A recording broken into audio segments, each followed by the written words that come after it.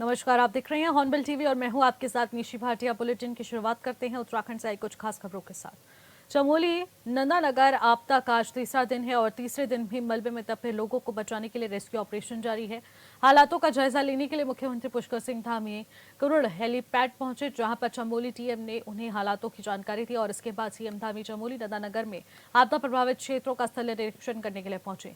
इस दौरान सीएम धामी ने ग्राउंड पर चल रहे रेस्क्यू ऑपरेशन का अपडेट लिया। साथ ही सीएम धामी ने आपदा प्रभावितों से मुलाकात की है। इस दौरान सीएम धामी ने चमोली जनपद के आपदा प्रभावित क्षेत्र नंदानगर पहुंचकर प्रभावितों और पीड़ितों का ढांढस बंधाया।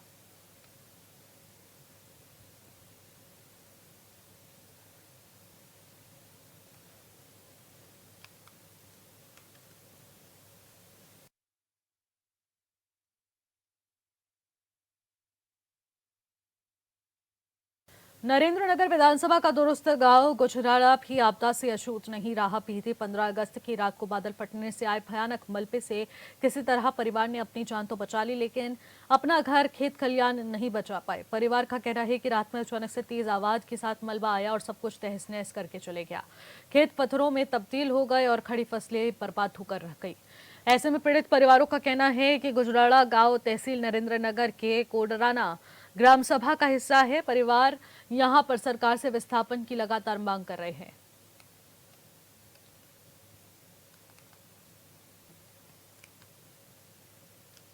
प्रधानमंत्री नरेंद्र मोदी की जन्मोत्सव पर देहरादून ग्रामीण बीजेपी की ओर से हरबटपुर में प्रबुद्ध सम्मेलन का आयोजन किया गया और जिसमें जिले के प्रबुद्धजनों और पार्टी पदाधिकारियों ने बड़ी संख्या में भागीदारी दी। सेवा पखवाड़ा कार्यक्रम के तहत आयोजित इस सम्मेलन में मुख्य अतिथि के रूप में बीजेपी प्रदेश अध्यक्ष महेंद्र भट्ट मौजूद रहे। सम्मेलन को संबोधित करते हुए उन्होंने कहा कि सेवा ही संगठन का मूल मंत्र है और प्रधानमंत्री नरेंद्र मोदी ने अपने जीवन को देश सेवा के लिए समर्पित किया है।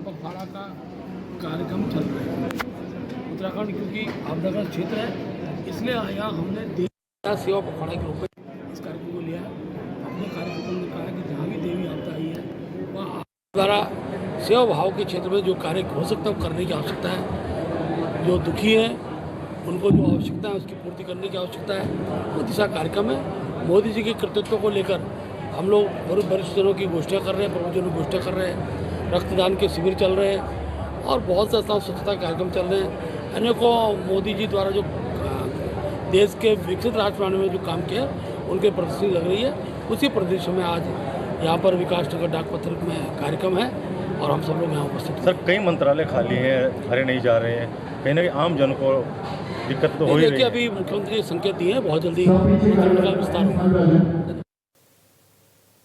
सीमांत पिथौरागढ़ में मासूम के साथ 2014 में हुए दुष्कर्म और हत्या के मामले में धामी सरकार सुप्रीम कोर्ट के रिव्यू पिटीशन दाखिल करेगी और कानून सलाहकारों के साथ विस्तृत चर्चा के बाद सरकार ने सुप्रीम कोर्ट में पुनर्विचार याचिका दायर करने का निर्णय लिया है। इसको लेकर बीजेपी प्रदेश अध्यक्ष महेंद्र भट्ट का कहना है कि मुख्यमंत्री ने पुनः याचिका दायर करने को कहा है और इस तरीके से जो भी घटनाएं होती है उस पर कड़ा एक्शन लिया जाएगा।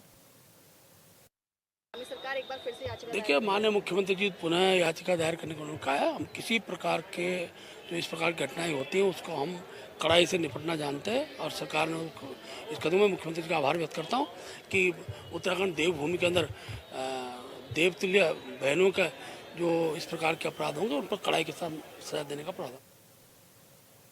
श्राद्ध पक्ष के दौरान उत्तराखंड बीजेपी के प्रदेश कार्यकारिणी की घोषणा को लेकर कुछ लोगों ने सवाल उठाए थे और इस पर भी बीजेपी प्रदेश अध्यक्ष महेंद्र भट्ट ने स्पष्ट किया कि शुभ कार्यों के लिए पितृ की कभी असंतुष्ट नहीं होते और उन्होंने कहा कि कार्यकारिणी का ऐलान पितरों के आशीर्वाद से ही हुआ है और ये एक शुभ कार्य है जिससे पितृ भी प्रसन्न होते हैं। पितरों का आशीर्वाद रहता है, पितरों के आशीर्वाद के तहत हम अपनी टीम को घोषित करते हैं और शुभ कार्य में कभी भी पितृ असंतुष्ट नहीं होते हैं। शुभ कार्यों के तहत हमने इस कार्य को टिहरी जिले के लंबगांव क्षेत्र में युवक ने पुलिस पर गंभीर आरोप लगाकर सनसनी मचाकर रख दी है। अब युवक का कहना है कि पुलिस चौकी में उसके साथ जानवरों जैसा व्यवहार हुआ और आरोप लगाया कि पुलिसकर्मियों ने उसे निर्वस्त्र कर डंडों से पीटा और पानी मांगने पर थूक और जूते चटवाकर जबरन उसे पानी पिलाया। इतना ही नहीं, युवक ने बताया कि अंकिता भंडारी हत्याकांड और केदार सिंह हत्या प्रकरण के खिलाफ आवाज उठाने की यहां सजा के तौर पर उसके साथ ये सब हो रहा है। लंबगांव थाना अध्यक्ष धर्मेंद्र रौतेला ने इन सभी आरोपों को झूठा बताया और निराधार बताया, लेकिन मामला गंभीर होने के चलते आईजी गढ़वाल राजीव स्वरूप ने जांच के आदेश दिए। देखिए, गंभीरता कोई भी प्रकरण अगर संज्ञान में आता है, जिस तरीके पे पुलिस पे कुछ एक आरोप लगते हैं, तो उसकी गंभीरता से हर एक प्रकरण को लिया जाता है और उसकी जांच कराई जाती है। जैसा मैंने आपको पहले ही बताया कि इसकी जांच की निष्पक्षता को लेते हुए हमने इसको रेंज कार्यालय से ही जो जांच है इस प्रकरण की दूसरे जनपद से करवाने का हमने निर्णय लिया है और ये बहुत जल्दी हम इसमें जो भी होगा तथ्यों के अनुसार में हम अपनी कार्रवाई करते रहेंगे। लक्सर विकासखंड के सभागार में क्षेत्र पंचायत सदस्यों और ग्राम प्रधानों की बैठक हुई है, जिसमें शहर के कई अधिकारी शामिल हुए हैं। बैठक में ग्राम प्रधान और क्षेत्र पंचायत सदस्यों ने अपनी अपनी मांगे यहां पर रखी और शिकायत भी रखी हैं। तो इस दौरान कई शिकायतें ऐसी भी आई हैं जिनको लेकर ग्राम प्रधान और संबंधित अधिकारियों के बीच तीखी नोकझोंक भी देखने को मिली।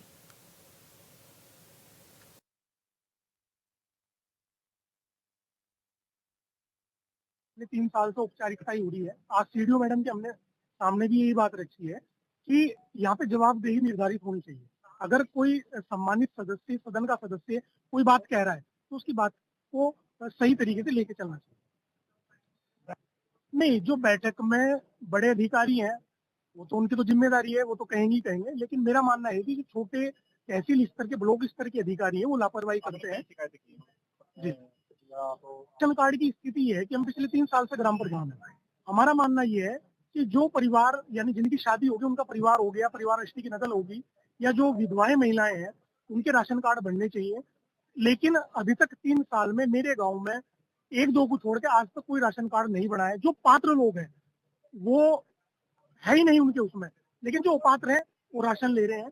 और मेरे सामने तो ये भी, और भी कई प्रधानों की ये दिक्कत है कि लोग पैसे दे दे के वहाँ पे राशन डीलर के माध्यम से या डायरेक्ट वहाँ ऑफिस में पैसे देते हैं, 1000-500 रुपए वो उनका गुलाबी कार्ड बना देते हैं, जो सुनने में आया है। प्रमुख महोदय की अध्यक्षता में आज और इसमें मुख्यतः जो मैं बताऊं, उसमें जल जीवन मिशन की बहुत सारी कंप्लेंट्स आई हैं। इसमें हमारे संबंधित विभाग से उनको बहुत कड़ाई से निर्देश दे दिए गए हैं। कहीं कहीं जो है लीकेजेस की बहुत ज्यादा समस्याएं बताई गई है, पाइपलाइन नहीं दिखी है, कनेक्शन जो है वो घर तक नहीं पहुंचे हैं और सड़क जो है वो नहीं है। बारिश के कारण भी अभी जो काम है वो रुका हुआ था उनका।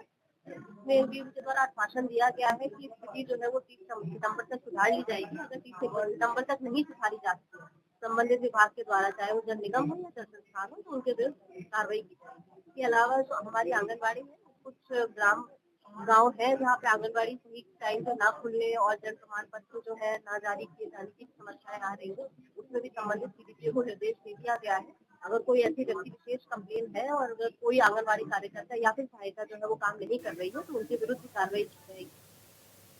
अगली खबर लक्सर से है, जहां पर गन्ने का पेराई सत्र शुरू होने से पहले ही किसानों ने प्रदेश के 37 ब्लॉक पर अपनी 7 सूत्रीय मांगों को लेकर विकासखंड अधिकारी के जरिए मुख्यमंत्री को ज्ञापन सौंपते हुए, जिसमें कहा गया कि प्रदेश के किसानों की आर्थिक स्थिति ठीक नहीं है। अतिवृष्टि के चलते आई आपदा से काफी जनधन और फसलों का नुकसान हुआ है, जिसका मुआवजा मिलना चाहिए। इसके अलावा इकबालपुर शुगर मिल पर भी किसानों का बकाया शेष भुगतान जल्द कराया जाए।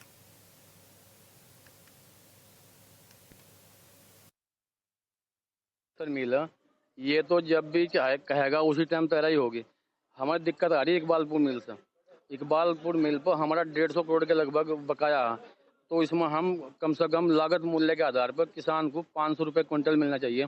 अब का पूरे इतनी आपदा आई है और सब बाढ़ग्रस्त हो गया और गन्ना ही खत्म हो गया, तो कम से कम अगर जो उसकी लागत पूरे गन्ने की देखी जाए वो तो 500 रुपये क्विंटल से कम नहीं होना चाहिए। और सरकार से हम ये मांग करते हैं कि 500 रुपये क्विंटल का भाव करे जाओ और मिल जल्दी से जल्दी चला जाओ, क्योंकि अभी मॉइस्चर का इलाका तो नवंबर में तो ऑटोमेटिक ही चले जाएगा वो, क्योंकि अभी पता नहीं कितने सितंबर अक्टूबर तक कब तक बारिश होगी। बारिश का तो भगवान को पता, क्या मतलब वो पता आपदा हुई ऊपर और कितना हुआ, तो कम से कम 500 रुपये क्विंटल इसका गन्ने का हमें भाव मिलना चाहिए। 45 ब्लॉक को मैं ज्ञापन दिया है, क्या नाम, उसके विकासखंड अधिकारी के माध्यम से। उसमें हमने 7 मांग रखी। सबसे पहली मांग थी हमारा गन्ने का रेट 500 रुपये कम से कम होना चाहिए। और चीनी के रेट पर नहीं कहा, अगर चीनी का रेट जो है कम बत्ती हो। एथेनॉल की कीमत आज 100 रुपये लीटर है, क्योंकि पेट्रोल हमें 100 रुपये लीटर मिलता है, तो 20% एथेनॉल लगा रहे। उसका मूल्यांकन करने के बाद किसानों को गन्ने का मूल्य मिलना चाहिए। नंबर 2, हमने जो मांग रखी है, जो किसानों के नलकूप है उन पर बिजली माफ किया जाए उत्तर प्रदेश की, जैसे उत्तर प्रदेश में, और जो ग्रामीण कनेक्शन है उनका सरचार्ज माफ किया जाए। दूसरी मांग ये थी। तीसरी मांग थी, अब की बार अतिवृष्टि हुई है, हमारी फसल आधी होगी, उसका तत्काल क्या नाम सर्वे कराने के बाद किसानों को मुआवजा दिया जाए। चौथी मांग थी, अतिवृष्टि के कारण जो हमारी रोड खराब हुई हैं, गांवों की सब रोडों में गड्ढे हो गए, उनको तुरंत दुरुस्त किया जाए। तो और गन्ने का रेट तो मैंने आपको बताया, वो चीनी का मूल्यांकन करते हैं, अन्य चीजें खोई है, लदोई है, सीरा है, एथेनॉल है। आज एथेनॉल की कीमत जो है वो 73 रुपए दिन का अंबाला जा रहा है, और पेट्रोल मिलने के बाद 100 रुपए लीटर जा रहा। तो इसका मूल्यांकन करके किसान को गन्ने का मूल्य मिलना चाहिए, कम से कम 500 रुपए क्विंटल बैठता है इस रेट से। मूल्य की तो बात ऐसी है पत्रकार महोदय कि आज की तारीख में जो गन्ने के ऊपर जो लागत आ रही है ना, अगर लागत के हिसाब से कैलकुलेशन की जाए ना, तो गन्ने का भाव 500 रुपए बैठता है। और ये मैं नहीं कह रहा, जो हमारा आयोग है केंद्र सरकार के द्वारा जो नामित किया गया स्वामीनाथन आयोग है ना, इस बात को वो अपनी रिपोर्ट में कह रहा है कि किसान को जो है ना C2+50 का मतलब उसे लागत का 1.5 गुना मूल्य तो उसका बैठता ही है। और आप लागत की कैलकुलेशन कर लो, कोई भी किसान जब से बुआई होगी गन्ने की, जब तक कि आप कैलकुलेशन कर लो क्या उसके ऊपर लागत आ रही है और क्या स्वामीनाथन आयोग कह रहा है। इसमें कोई हमारी अलग बात नहीं, कोई हम अलग से जोड़ रहे हैं अपनी। 500 रुपए तो बिल्कुल बैठता ही है। उत्तराखंड हाईकोर्ट में देहरादून जिले के जौनसारी जनजाति के लोग जौनसारी की सैंपलिंग मिस्टेक के चलते केंद्र सरकार और राज्य सरकार की योजनाओं का लाभ मिलने को लेकर दायर जनहित याचिका पर सुनवाई हुई। मामले की सुनवाई के बाद कोर्ट की खंडपीठ ने इस पर 6 हफ्ते में विचार कर निष्कर्ष निकालने के आदेश दिए। ये मैटर है, जौनसारी जो जनजाति है उसको जनजाति श्रेणी में शामिल तो है ये, लेकिन इसकी स्पेलिंग कुछ गलत होने की वजह से इसका बेनिफिट जो है इस ट्राइब्स के लोगों को नहीं मिल रहा है। ये इनका आर्गुमेंट था। इनका ये कहना था कि जो स्टेट रिऑर्गेनाइजेशन एक्ट है 2000, उसमें के अनुच्छेद 6 में जौनसारी की स्पेलिंग गलत हो गई है, जिसकी वजह से इनको इस जनजाति के लोगों को इस सर्टिफिकेट का फ़ायदा नहीं मिल पा रहा है, या इनके स्टूडेंट को स्कॉलरशिप नहीं मिल पा रही है। इसके लिए जनजाति आयोग के अध्यक्ष ने भी मिनिस्ट्री ऑफ ट्राइबल अफेयर्स को लिखा हुआ है, लेकिन अभी तक कोई इसका सॉल्यूशन नहीं मिल पाया है। तो ये मैटर आज लगा हुआ था, तो कोर्ट ने यही कहा कि इस पर कंसीडर कीजिए और विदिन 6 वीक्स जो है इसमें कोई कंक्लूजन लेके आइए। 11 साल पहले भारत में तकनीक को वैज्ञानिकों और बड़ी कंपनियों या शहरी वर्ग के लिए आरक्षित माना जाता था। डिजिटल इंडिया का लोगों के दैनिक जीवन की धड़कन बनाने वाला परिवर्तन केवल प्रधानमंत्री नरेंद्र मोदी के नेतृत्व में ही संभव हो पाया है। हमारे सीखने और काम करने के तरीके से लेकर हमारे बिलों का भुगतान करने या डॉक्टर से परामर्श करने के तरीके तक डिजिटल उपकरणों ने उन दिनचर्याओं को सरल और रोजमर्रा के कार्यों में बदल कर रख दिया है, जिन्हें कभी कठिन या फिर समय लेने वाला माना जाता था। इस डिजिटल यात्रा में वास्तविक परिवर्तन इस बात से निहित किया जाता है कि तकनीक में अंतिम छोर तक के लोगों के जीवन को कैसे छुआ है, ग्रामीण परिवारों में किस तरीके से विकास हो पाया है, शासन को पारदर्शी बनाना और यहाँ तक कि छोटे सपनों को बड़ी संभावनाओं में बदलना। भारत न केवल डिजिटल युग के साथ तालमेल बिठा रहा है, बल्कि हर क्लिक, हर कनेक्शन और हर नवाचार के साथ कदम दर कदम आकर बढ़ रहा है। डिजिटल अर्थव्यवस्था ने 2022-23 में सकल घरेलू उत्पाद में 11.74% का योगदान दिया। 2024-25 तक 13.42% तक पहुंचने का अनुमान भी है। आर्टिफिशियल इंटेलिजेंस, क्लाउड कंप्यूटिंग में और डिजिटल बुनियादी ढांचे से ये संभव हो पाया है। इस डिजिटल अर्थव्यवस्था 2029-30 तक राष्ट्रीय आय में लगभग 5वां हिस्सा योगदान करने की उम्मीद है। अनुमान बताते हुए 2029-30 तक डिजिटल अर्थव्यवस्था का हिस्सा GVA के जरिए 20% तक बढ़ जाएगा और ये कृषि और विनिर्माण क्षेत्र में आगे निकलने हुए आगे बढ़ेगा। भारत ने 2021 में भारत सेमीकंडक्टर मिशन के शुभारंभ के बाद केवल 4 वर्षों में अपनी सेमीकंडक्टर यात्रा को विजन से वास्तविकता में बदल दिया है। अब इसका समर्थन करने के लिए सरकार ने 76,000 करोड़ के उत्पाद लिंक्ड प्रोत्साहन योजना की भी घोषणा कर दी है। डिजिटल इंडिया को मोदी सरकार किस तरीके से संभव बना रहा है वो सब साफ है।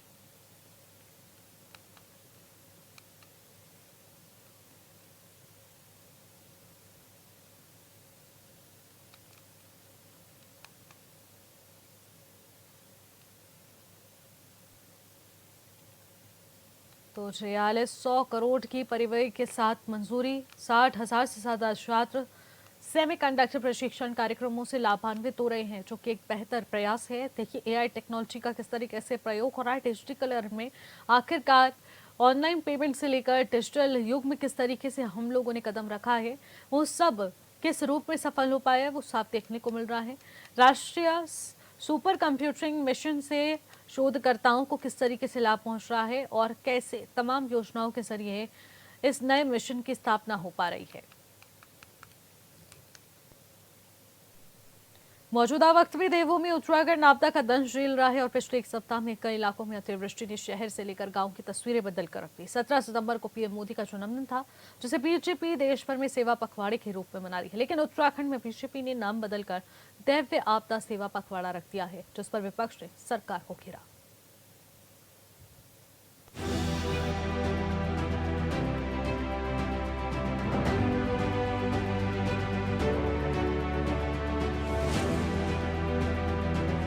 अभी प्रधानमंत्री का जो सेवा पखवाड़ा था, उसको देवी आपदा सेवा पखवाड़ा के नाम से हमने उसको नाम दिया है। मतलब दिव्य आपदा सेवा पखवाड़े के तहत उत्तराखंड के उन परिवारों तक बीजेपी की कार्यकर्ता पहुंचेंगे जो आपदा से पीड़ित हैं। प्रदेश में बीजेपी कार्यकर्ताओं की संख्या लाखों में है और आपदा पीड़ितों की संख्या हजारों में। ऐसे में अगर महेंद्र भट्ट की बातों पर ध्यान दिया जाए तो पार्टी के 10-10 कार्यकर्ता भी अगर आपदा पीड़ित परिवार के पास पहुंचते हैं तो फिर इससे बड़ी राहत की बात क्या ही होगी। लेकिन सवाल है, क्या पार्टी के कार्यकर्ता राशन पानी के साथ पहुंचेंगे या फिर खाली हाथ? अनेकों प्रकार की ऐसी गतिविधियां जो सेवा भाव की गतिविधियां, स्वच्छता की गतिविधि है, हॉस्पिटल के अंदर जो फल वितरण का कार्यक्रम है और अनेकों प्रबुद्धजन गोष्ठियाँ हैं। प्रधानमंत्री जी द्वारा जो कार्य किए गए हैं उन कार्यों को जनता तक ले जाने के प्रदर्शनी हम लोग लगा रहे हैं। अनेकों प्रकार के कार्यक्रमों की श्रृंखला इस बीच होनी है, उन्हीं श्रृंखला की गति चल रही है। लेकिन उत्तराखंड आज देवी आपदा क्षेत्र हो गया है, इसलिए हमने प्रधानमंत्री जी के जन्मदिवस के पखवाड़े को देवी आपदा सेवा पखवाड़ा के रूप में मनाने का काम किया, निर्णय लिया है। और उसको हमने सभी कार्यकर्ताओं से कहा है कि जहाँ जहाँ आपदा आ रही है उन सब स्थानों पर जाकर वो आपदा में सहयोगी बने, जनता का सहयोग करें और जो आपदा पीड़ित हैं उनके लिए हर संभव मदद जो दी जा सकती है उसमें अपने आप को सहभागी बने।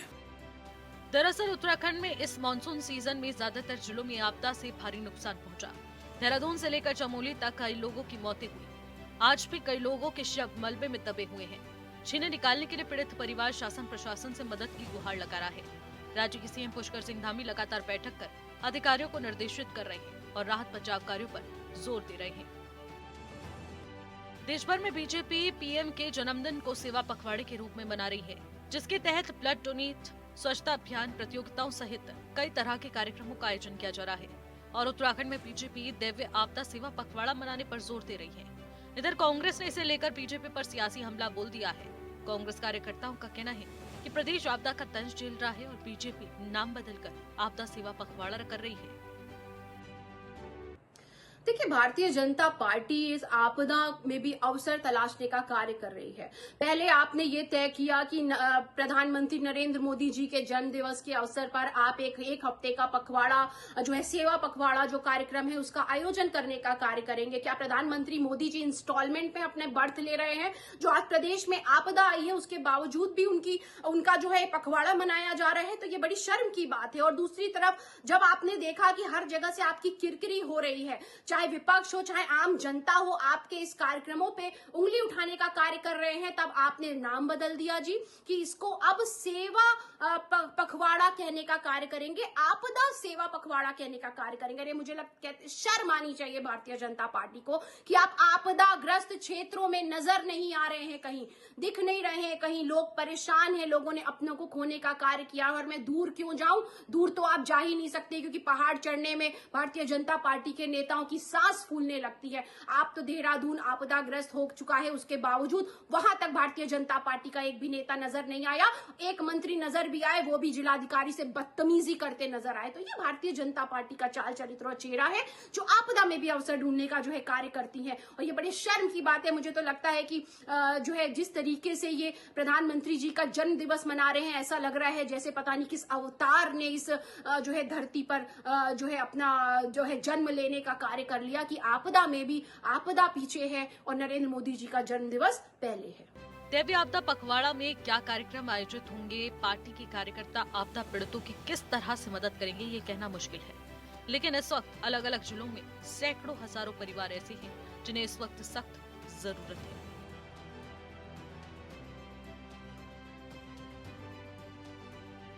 Bureau report, hornbill TV.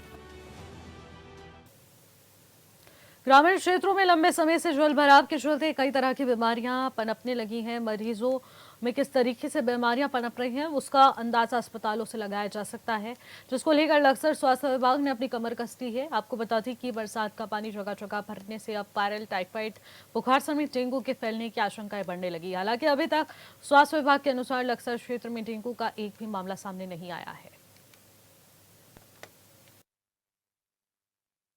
जो जल जमाव पुराना है, महीने भर का या 15 दिन पुराना, उसमें तो आपको मलेरिया या उसके अलावा जो रोग हो सकते हैं वो या फिर आपको टाइफाइड वाले रोग हो सकते हैं या वायरल वाले रोग हो सकते हैं, उसके मरीज हमारे पास आ रहे हैं। ताज़ा पानी का ऐसा कोई जमाव नहीं है। अगर हो भी रहा है तो हमारे स्तर से, आशा के स्तर से, वॉलंटियर के स्तर से हम लोग उसको फेंकवा रहे हैं, गिरवा रहे हैं। उसका लार्वा और मच्छर पनपने नहीं दिया जा रहा है, क्योंकि अभी तक हमारे पास NS1 पॉजिटिव भी, हमारे लैब में NS1 पॉजिटिव भी नहीं आया है। तो इसका बचाव और प्रचार प्रसार हम लोग करवा रहे हैं। जो हमारे पास पेशेंट आ रहे हैं वो ज़्यादातर वायरल इन्फेक्शन है या फिर चुनिंदा कुछ टाइफाइड के पेशेंट हैं। वो भी पानी के, चूँकि जलस्तर भरा हुआ ऊपर आ गया है और वो पीने के पानी के साथ मिल रहा है। तो हमारा आम लोगों से भी कहना है और आपके स्तर से भी लोगों से कहलवाना है कि अगर फिल्टर है तो बहुत अच्छी बात है, फिल्टर नहीं है तो आप कम से कम उसको देर तक उबालें। और लक्सर के लंडौरा में चरागाह में जमीन पर लंबे अरसे बाद आखिरकार नगर पंचायत ने अपना बोर्ड लगा ही दिया है और इस भूमि पर कुछ लोग अपना मालिकाना हक जता रहे थे, जिसके चलते कागजों में भी फेरबदल किया गया था। और वहीं अब मामले में कार्रवाई करते हुए नगर पंचायत और राजस्व विभाग की टीम ने सरकारी जमीन को कब्जा मुक्त कराया और उक्त जमीन पर नगर पंचायत का बोर्ड लगा दिया है।